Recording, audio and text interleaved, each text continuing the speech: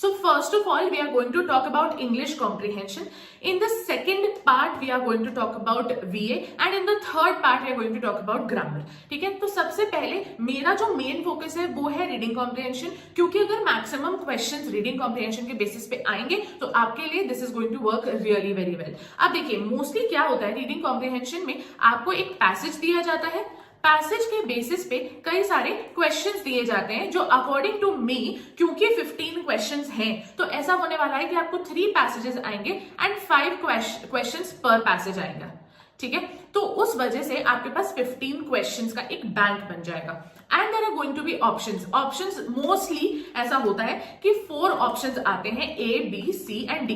तो A B C D 4 options आते हैं एंड यही बहुत ज्यादा डिफिकल्टी पे आप फंस जाते हो. ठीक है, तो अब चलो बहुत इंपॉर्टेंट बात कर लेते हैं, and that is the actual trick जो सबसे ज्यादा इंपॉर्टेंट है एंड हाईलाइट है इस पूरे सेशन की. That is the QPO method. मतलब पहले आप क्वेश्चन पढ़ेंगे एंड क्वेश्चन पढ़ के समझ लेंगे कि उस क्वेश्चन का क्या मीनिंग है, वो क्या आपसे पूछ रहा है. करेक्ट. तो आपने जैसे आपके पास 5 क्वेश्चंस हैं, आपने इन 5 क्वेश्चन को पढ़ लिया और ये समझ लिया कि ये क्वेश्चंस क्या पूछ रहे हैं आपसे, एंड आपने उस चीज को रिटेन करने की कोशिश की.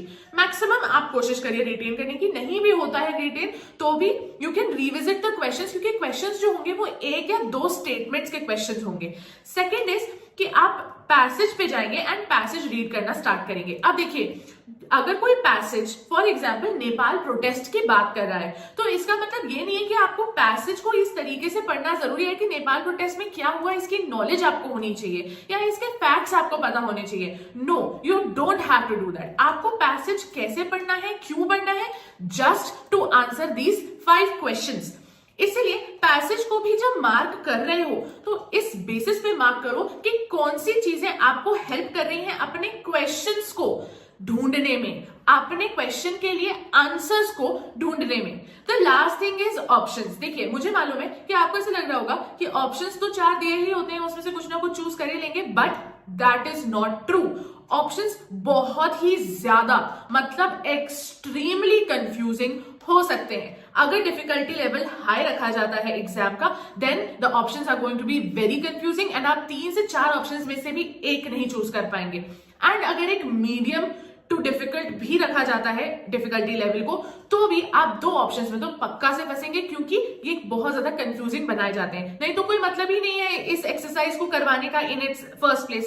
करेक्ट. देयरफॉर आपको क्वेश्चन पहले पढ़ना चाहिए, फिर पैसेज पढ़ना चाहिए, फिर ऑप्शन पढ़ना चाहिए. अब हम समझ लेते हैं कि जो हमारी बेसिक टेक्निक होती है, एक नॉर्मल पर्सन जैसे जो तैयारी नहीं करता है, जो बहुत समय तक प्रैक्टिस नहीं करता है, जब वो एक PQO मेथड को फॉलो करता है तब वो क्या प्रॉब्लम्स फेस करता है जिसकी वजह से उसको QPO मेथड को फॉलो करना चाहिए. सबसे पहली बात तो, अगर आप सबसे पहले पैसेज पढ़ना चालू करते हैं तो आप अपनी नॉलेज बढ़ाने के बेसिस पे पैसेज पढ़ना चालू करते हैं. जैसे अगर आप एक न्यूज़पेपर एडिटोरियल पढ़ रहे हैं तो आप क्या करते हैं, आपके लिए जरूरी है कि किस ईयर में कोई चीज हुई, किस ईयर में कितना डेटा उसका था. जैसे 15% लिखा है 2022 में, तो आप ये सब चीजों को, बहुत छोटी छोटी चीजों को बहुत बारीकी से देखना चालू कर देते हैं. एंड इस बारीकी से पढ़ना बहुत जरूरी होता है, लेकिन तब जब आप नॉलेज अटेन करना चाहते हो, लेकिन तब नहीं जब आप एक पर्टिकुलर काइंड ऑफ कॉम्प्रिहेंशन के क्वेश्चंस को सॉल्व करना चाहते हो. देयरफॉर पैसेज पढ़ना सही नहीं होता. सेकेंडली, जैसे आप पैसेज पढ़ के क्वेश्चन पे आते हो, आप पैसेज में पढ़ी हुई आधी से ज्यादा बातें भूल जाते हो. Even though you have marked more than half of the passage, फिर भी आप पैसेज को पूरी तरीके से भूल जाते हो. तो ऐसा होता है कि फर्स्ट सेकंड में भी क्वेश्चन आपने कंप्लीट कर लिया, आप समझ में आ गया, आपने मार्क कर लिया.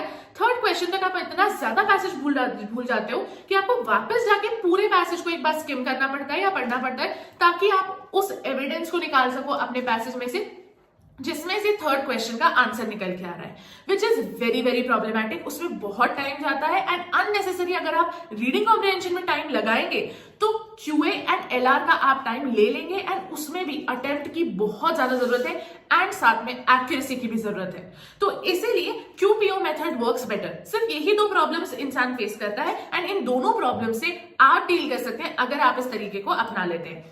Moving on to now telling you कि एक्चुअली रीडिंग कॉम्प्रिहेंशन होता क्या है. अगर आप ये सोचते हैं कि रीडिंग कॉम्प्रिहेंशन मतलब बेसिक होता है, कुछ रीड किया, उससे जो समझ में आया उसके बेसिस पे आंसर मार्क कर दिए, दैट इज एब्सोल्युटली करेक्ट. लेकिन आपको समझना क्या है, that is the problem. How is not the problem, what is the problem. अब अगर आप इस व्हाट क्वेश्चन को रखते हो सामने अपने, तो इस व्हाट का एक बहुत अच्छा आंसर मैं आपको देना चाहूंगी।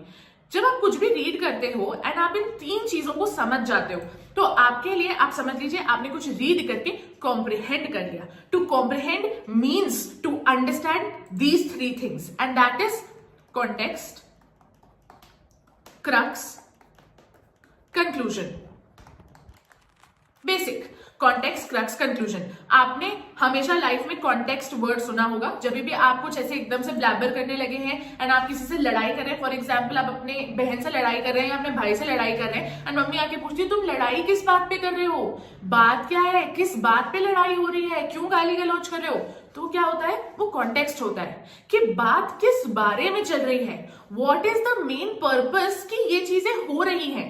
करेक्ट, क्या हुआ ऐसा जिसकी वजह से विवाद हुआ। आप क्या करते हो, आप बैकग्राउंड में जाते हो, आप सोचते हो कि इस बात का बैकग्राउंड क्या है एंड किस थॉट प्रोसेस से इंसान ने लड़ाई चालू की होगी। करेक्ट, तो कॉन्टेक्स्ट क्या होता है, बैकग्राउंड होता है, या आप बोल सकते हैं कि कॉन्टेक्स्ट जो होती है वो एक थीम होती है, एक जॉनर होता है जिसमें चीजें वर्क कर रही होती है। Let me give you a very subtle and very easy example. अगर आप जानना चाहते हैं कि पूरी हैरी पॉटर की मूवीज या पूरी हैरी पॉटर की बुक्स का कॉन्टेक्स्ट क्या है, तो उनका कॉन्टेक्स्ट पूरी हैरी पॉटर्स का, अगर आप एक बुक लोगे वो चेंज हो जाएगा कॉन्टेक्स्ट, लेकिन अगर आप पूरी का देख रहे हो तो इट इज मैजिक। मैजिक के बारे में बात हो रही है। अगर मैजिक नहीं होगा तो हैरी पॉटर नहीं होगा, हैरी पॉटर नहीं होगा तो हॉगवर्ट्स नहीं होगा, हॉगवर्ट्स नहीं होगा तो कुछ भी नहीं होगा। करेक्ट, तो वो होता है कॉन्टेक्स्ट, मतलब किसी ना किसी वजह से कुछ हो रहा है एंड वो वजह क्या है आपको ये जानना होता है, that is context. Second is crux. Crux का मतलब होता है समरी, सिंपल समरी। अब देखो, अगर आप फॉर एग्जाम्पल एक बहुत ही बोरिंग मूवी में गए क्योंकि आप एक hopeless romantic kind of a person हो एंड आपको रोमांटिक मूवीज बहुत पसंद है, लेकिन आपका जो भाई है या आपकी कोई फ्रेंड है जिसको होपलेस रोमांटिक मूवीज नहीं पसंद है, तो वो उस मूवी को देखने नहीं जाती है। अब लेकिन उस मूवी की भयंकर हाइप है, तो जब आप एक 3 घंटे की मूवी को देख के आते हो, उसके बाद आपकी आपसे दोस्त पूछती है कि यार क्या हुआ मूवी में, तो मुझे स्टोरी बता दे, क्योंकि मैं तो इंटरेस्टेड नहीं हूं कि मैं थिएटर जाके 3 घंटे इस फालतू चीज में इन्वेस्ट करूं, लेकिन मैं स्टोरी जानना चाहती हूँ। तो आप क्या करोगे, आप उस 3 घंटे की मूवी को मैक्सिमम 15 मिनट में पूरा समझा के उसको क्लियर कर दोगे। अब इन 15 मिनट में आप क्या क्या इन्वॉल्व करने वाले हो अपनी स्क्रिप्ट में, that is going to be hero, उसका बैकग्राउंड, हीरोइन का बैकग्राउंड, विलेन का बैकग्राउंड, क्या हुआ, किस बात पे लड़ाई चालू हुई, ऐसा कौन सा डायलॉग था जो सबसे ज्यादा इंपॉर्टेंट डायलॉग था, कौन सी चीज सबसे ज्यादा आपको इंपॉर्टेंट लगी, आपको कैसे लगे कैरेक्टर्स एक्सेट्रा, आप ये सब चीजें बताते हो। करेक्ट, तो ये क्या होता है, ये एक समरी होती है। समरी का मतलब सिर्फ और सिर्फ ये होता है कि इंक्लूसिवली आप 3 घंटे की मूवी में सबसे इंपॉर्टेंट पॉइंट्स को या सारे के सारे इंपॉर्टेंट पॉइंट्स को उठा के एक छोटी सी पार्ट में बनाते हो and that is what is expected of you जब आपसे क्रक्स या समरी से रिलेटेड कोई क्वेश्चन पूछा जाता है। जब आपसे समरी या क्रक्स से रिलेटेड कोई क्वेश्चन पूछा जाता है तो आपको इंक्लूसिविटी के बेसिस पे आंसर करना होता है कुछ क्वेश्चंस का। अभी मैं आपको और अच्छे से बाद में समझाऊंगी, जस्ट गिव मी 2 मिनट्स कि मैं कंक्लूजन पे आऊं। कंक्लूजन जो होता है वो सिर्फ एक आउटकम होता है कि एक ऑथर ने अगर फॉर एग्जाम्पल एक एडिटोरियल लिखा है द हिंदू न्यूज़पेपर पे, तो जो एडिटोरियल लिखने वाला एडिटर है, the person who has written this editorial, वो किस आउटकम तक आपको लेके जाना चाहता था, उसका एम क्या है, उसका गोल क्या है, उसका पर्पस क्या है। तो एम, गोल, पर्पस एंड इनके जितने भी सिनोनिम्स है ये आप सब देख लीजिए एंड वो सारा ही सारा कंक्लूजन में आता है। तो इन दैट सेंस मैं आपसे ये कहना चाहती हूँ कि इनके बेसिस पे भी बहुत सारे क्वेश्चंस पूछे जाते हैं, लेकिन डिफरेंट लैंग्वेज में पूछे जाते हैं। वो क्या लैंग्वेज होती है मैं आपको 1 सेकेंड में बता रही हूँ। जब आप कंक्लूजन के क्वेश्चंस देखेंगे तो वो मोस्टली आपको इस तरीके से देखेंगे, the main M, purpose, goal and इसके जितने भी सिनोनिम्स होते हैं। करेक्ट, आप सिनोनिम्स की एक लिस्ट बना लो, एम वर्ड का सिनोनिम, पर्पस एंड गोल, ये सारे ही सिनोनिम्स हैं, इनकी एक लिस्ट बना लो। एंड मेन के अलावा आपको यूज किया जा सकता है वर्ड सेंट्रल, सेंट्रल या मेन, इनके अलावा और कोई वर्ड यूज नहीं किया जा सकता है। ठीक है, the second thing is crux. Crux के क्वेश्चंस कैसे पूछे जाते हैं, मेन थीम, ठीक है, मेन थीम के क्वेश्चंस पूछे जाते हैं, टाइटल के क्वेश्चंस पूछे जाते हैं या फिर जॉनर के क्वेश्चंस पूछे जा सकते हैं। इन तीनों में से किसी भी तरीके का क्वेश्चन पूछा जा सकता है क्योंकि इसके बेसिस पे आपको बैकग्राउंड समझ में आता है। करेक्ट, एंड क्रक्स, ये बहुत इंपॉर्टेंट है। यहाँ पे आपको दो तरीके के क्वेश्चंस पूछे जाते हैं। मेन की जगह कभी भी सेंट्रल यूज हो सकता है, ठीक है, मेन आइडिया या फिर मेन पॉइंट, लेकिन ये दोनों काफी अलग अलग हैं। जब आप आइडिया का आंसर दे रहे हैं तो वो इंक्लूसिव आंसर होना चाहिए, जब आप पॉइंट के लिए आंसर दे रहे हैं तो वो बहुत एक्सक्लूसिव आंसर होता है। इसके लिए मेरे पास एक बहुत अच्छा फॉर्मूला है एंड उस फॉर्मूला को आप यूज करके एक परफेक्ट आंसर तक पहुंच पाएंगे एंड अपने पैसेज को भी उसी तरीके से रीड कर पाएंगे कि आप उस समरी को क्रिएट कर सकें। अब देखिए क्या होता है, इससे आपको ये भी समझना है कि आपको पैसेज कैसे रीड करना है। सेकेंडली आपको ये भी समझना है कि आपको समरी कैसे निकालनी है, ठीक है। तो ये दो चीजें आपको समझनी है, इन दोनों चीजों का ध्यान रखिएगा। सबसे इंपॉर्टेंट चीज है कि कोई भी पैसेज जो होता है उसकी समरी को हम बोल सकते हैं main idea, correct. Main idea कि किस आइडिया पे उस चीज को लिखा गया है, तो main idea is the summary of the passage. लेकिन ये मेन आइडिया मतलब पूरा का पूरा पैसेज बनता कैसे है, वो बनता है दो चीजों से। एक तो मेन पॉइंट, जो ऑथर की बेसिक दलील है, जो ऑथर का बेसिक क्लेम है या रीजन है जिसकी वजह से वो कोई बात कर रहा है, वो आपका मेन पॉइंट होता है एंड वो सबसे इंपॉर्टेंट पॉइंट होता है। लेकिन इस पॉइंट को सपोर्ट करने के लिए ऑथर कई बार थोड़ा सा अपनी स्क्रिप्ट से हटके कुछ examples, instances, illustration, datas etcetera देते हैं, ठीक है। तो उनको बोलते हैं सपोर्टिंग आइडियाज। मेन पॉइंट में जब आप सपोर्टिंग आइडियाज को ऐड करते हैं तब जाके आपका मेन आइडिया बन के आता है, करेक्ट। अब देखिए आप कैसे समझोगे कि कोई पर्टिकुलर फॉर्मेट ऑफ डेटा या एग्जाम्पल आपका मेन पॉइंट है या सपोर्टिंग आइडिया है। मैं आपको बहुत क्लियर बताती हूं, इसका डिफरेंशिएशन सिर्फ एक शब्द से हो जाता है and that is, just give me a moment, pen का कलर चेंज कर लेते हैं, ट्रांजिशनल वर्ड्स और फ्रेज, सॉरी, ठीक है। ट्रांजिशनल वर्ड्स या फ्रेजेस के बेसिस पे आप 100% समझ सकते हैं कि कोई particular kind of data, example, instance जो दिया जा रहा है वो सपोर्टिंग आइडिया है या मेन पॉइंट का पार्ट है। जैसे अगर furthermore, in addition to, moreover, however etcetera करके इस तरीके के वर्ड्स यूज किए जाते हैं, तो आप क्या समझते हैं कि वो सपोर्टिंग आइडिया है, क्योंकि वो मेन पॉइंट में किसी बात को ऐड कर रहा है। तो जब कोई तरीके का एडिशन हो रहा है किसी चीज में, मतलब main point is point number 1 and supporting idea is point 1.1, do you understand. तो इस चीज से बनता है आपका मेन आइडिया। अब ये फॉर्मूला इतना परफेक्ट है कि कभी भी फॉल्टर करता ही नहीं है। आई प्रूफ, देखो मेन आइडिया से जब आप सपोर्टिंग आइडिया को माइनस करते हैं तो मेन पॉइंट निकल के आ जाता है। मतलब आप पूरी समरी से सिर्फ सपोर्टिंग आइडियाज को निकाल के रीड आउट कर दोगे तो मेन पॉइंट बन के आ जाएगा। अगर आप मेन आइडिया से सिर्फ मेन पॉइंट को हटा दोगे तो सिर्फ और सिर्फ सपोर्टिंग आइडिया बच जाएंगे, करेक्ट। तो ये एकदम परफेक्ट फॉर्मूला है, इसको ध्यान रखो। इसके बेसिस पे अगर आप कोई भी क्वेश्चन करोगे आपके लिए बहुत ज्यादा इजी हो जाएगा। ना सबसे इंपॉर्टेंट बात यह है कि आप इसको यूज कैसे कर रहे हो। कोई भी क्वेश्चन आ रहा है उसको हमेशा कैटेगराइज कर दो, उससे क्या होगा, आपकी जो सॉल्विंग की टेक्निक है वो बहुत ज्यादा सही हो जाएगी, बहुत ज्यादा ऑर्गेनाइज हो जाएगी। जो अभी स्कैटर्ड है या मैं कहूंगी क्लटर्ड है, उसको थोड़ा सा ऑर्गेनाइजेशन मिल जाएगा एंड आप कोई भी क्वेश्चन को इन 3 सिचुएशंस में डाल सकते हो। फॉर एग्जाम्पल आपको क्वेश्चन आता है which of the following would the author most agree with. तो जब अग्री विथ वाले क्वेश्चन आते हैं तो वो ऑब्वियसली क्रक्स के परव्यू में फॉल करेंगे, समरी के परव्यू में फॉल करेंगे, क्योंकि उसके लिए आपको पैसेज को पढ़ना पड़ेगा और ये समझना पड़ेगा कि ऑथर का थॉट प्रोसेस किसी पर्टिकुलर चीज को लेके क्या है, करेक्ट। देयरफॉर इसलिए सबसे बड़ी बात यह है कि इसमें आपका क्यूपीओ मेथड बहुत ज्यादा हेल्प करता है। अगर आपको मालूम है कि ऑथर अग्री करेगा कि नहीं करेगा वाला क्वेश्चन आ रहा है आपको, तो आपको उसमें ऑथर के पॉइंट ऑफ व्यू को समझना बहुत जरूरी है and that is how the QPO method works extremely well. सबसे इंपॉर्टेंट चीज ये है कि कई लोगों को ये बात समझ में ही नहीं आती है कि क्यूपीओ मेथड जो है उसको यूज कैसे करना है, क्या करना चाहिए एक्सेट्रा। जिसके लिए मैंने क्या किया है, मैंने एक बहुत ही इंटरेस्टिंग सी एंड बहुत ही अच्छी डिफिकल्टी लेवल की शीट लिंक इन डिस्क्रिप्शन में अटैच कर दी है। आप जाके जल्दी से उसको चेकआउट कर सकते हैं, उसको सॉल्व करके देख लीजिए एंड उसके बाद what you can do is you can enrol for our test series, क्योंकि उस टेस्ट सीरीज के साथ आपको डेली आरसी मिलता है, प्लस आपको सारे ही सब्जेक्ट्स के डेली क्विज मिलते हैं एंड एक्स्ट्रा वोकैबुलरी के वर्ड्स भी मिलते हैं। मैं आपको समझाती हूँ इसके आगे कि और किस तरीके के क्वेश्चंस आते हैं। अब देखिए, मैंने आपको बताया था कि वोकैबुलरी के भी क्वेश्चंस आते हैं।